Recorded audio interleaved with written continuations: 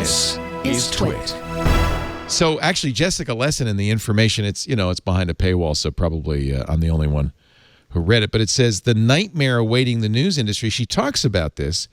She says, as journalists, we should start being worried because you know what's happening, and Trump certainly was brilliant at this.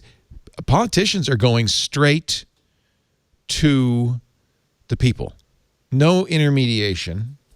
They're going straight to the people, and they're talking about what they want to talk about, true or false. No one's there to intermediate, to say, oh, wait a minute, that's not true. Nothing, which could be good or bad. She says most people are going to get information directly from the source with no chance for journalists or even non-journalists to push back and question them. The result is propaganda, not news. It's everywhere. She also says, I'm worried about how readers, and now this is, some might say old media, although Jessica Lesson is not exactly old media. She's old media like Alex Wilhelm is old media, but ouch. Or I'm old media. I qualify. But this is interesting. I think it's more than that. She says, I'm worried about how readers and listeners are going to decide who to get their information from. I fear they're going to be wooed by personality, influenced by their own belief system. This is me again being a little Chicken Little, saying, these are larger trends that worry me a little bit. On the other hand, I think it's kind of interesting. The president was able to talk directly for 4 years, directly to his constituency. It proved an incredibly valuable tool for him. Now AOC is starting to use Twitch to talk directly to not just her New York constituency, but to a national audience. And if somebody has national aspirations, I'm sure she does, this is extremely powerful. And it kind of says out of the way. And I think we're moving to the news organization. I think we're moving in that direction. I think people are getting more and more disgruntled with mainstream media, aren't they? Is it something to be concerned about, Philip? Yeah, absolutely. Well, mainstream media lost its business when they lost their classified advertising. So it's like an already weakened beast. I'll give you an example. Small town newspaper. We still have one in Greenfield, the Greenfield Recorder, and they cover the news, but they're so slow, and it's like done in the letters, and they miss big stories. All the actual political conversation is going on in Facebook, and it's not a good thing because the town has divided into the Trumpies are in one board and all the liberals on another, and they don't talk to each other. Trump was able to talk directly to the people, and look how that turned out. Well, it just depends, right, on who it is. I mean, you might, if you like Trump, be happy about that. If you like AOC, you might be happy about that. I'm a little worried. Do you still have a city council reporter on the Greenfield Recorder? Is there somebody who sits in the meetings?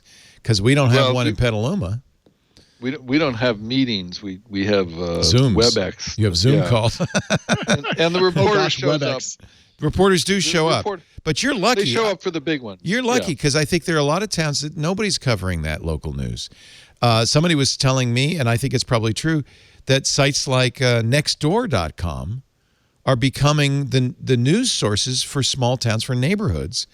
And I started the Nextdoor in Park Slope, Brooklyn, and I still get messages saying, would you please adjudicate this thing? People are complaining that someone is becoming political on Nextdoor. I'm leaving it alone, but more and more of those complaints are surfacing. People are using Nextdoor to out or to accuse or to shut down their neighbor. And there's I'm not sure that's new, in some places there's overt racism. There was a black guy walking in my neighborhood last night, and it can actually turn into a tinderbox, this stuff. So I'm not going to be the guy who's going to defend the old way of doing things. I mean, when the internet started, I'm sure you remember this, Philip, we were all very excited about the democratic nature of it. Everybody's going to get a voice, the free flow of information. This is all going to be very positive, and that's kind of what we're seeing, but it isn't always positive.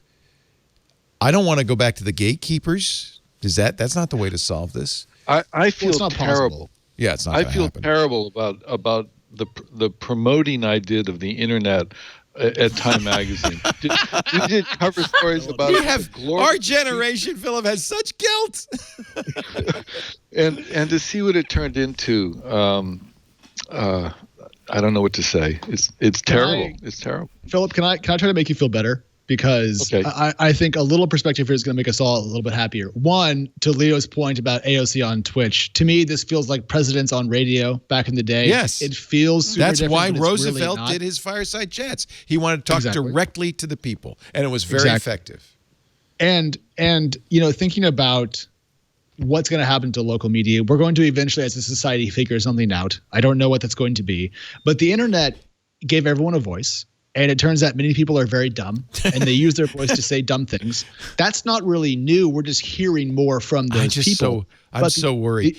There was the vaccination program in Los Angeles at Dodger Stadium yesterday was shut down by anti-vaxxers who organized, no doubt, online, who actually went and blocked the entrance, and they actually stopped people from getting vaccines.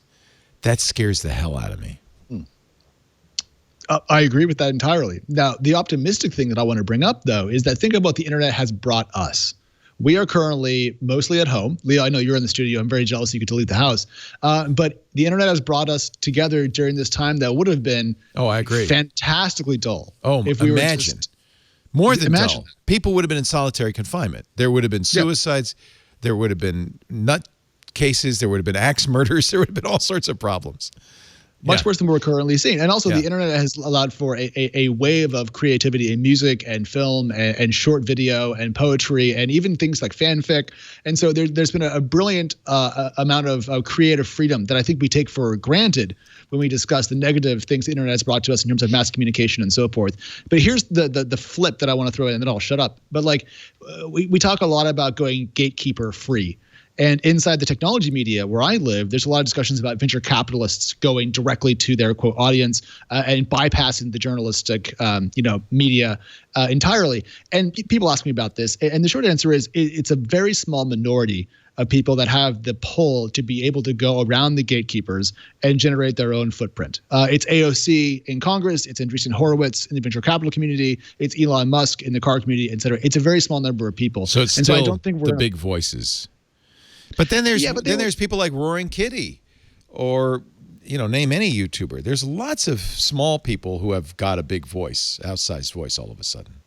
Yeah, but to get there, it's rare, right? Like, it's not a guaranteed thing, I think. It's like anything else. Is it that you have the few who get lucky or who are able to, capture the attention and kind of jump on that rocket ship? And I mean, that's to be fair, that's true of like traditional kind of media places too, right? There are plenty of people who want to be that, voice of record and aren't, right? And so a lot of it I think that you have the ability to maybe have that happen, but the chances of it happening are still extremely small.